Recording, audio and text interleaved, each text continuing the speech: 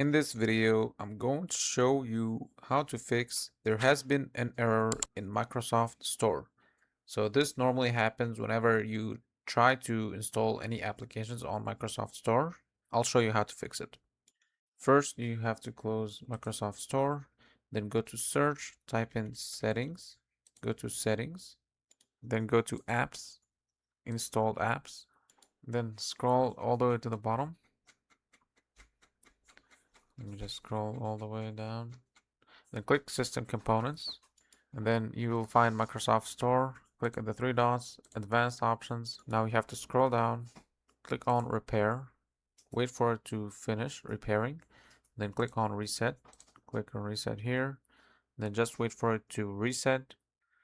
Just wait for it, and then now you can close the window. Now go back to Search. Now type in Services. Click on Services. Okay, now you need to search for the one that says Microsoft Store install service. So it should be around here. Microsoft Store install service. Double click on it.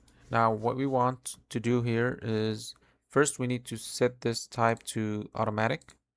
Then to refresh it, we need to stop it first. This way we can start a fresh run. So click apply, click OK. Now we need to restart it. So click on it again, then click start, let it run, and then click on OK, and then close this window.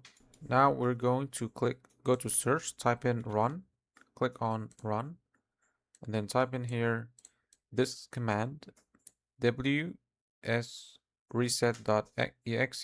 then click OK. Now you should be able to go ahead and install any apps and it should work perfectly for you. If you found this video helpful, please like and subscribe. Thanks for watching.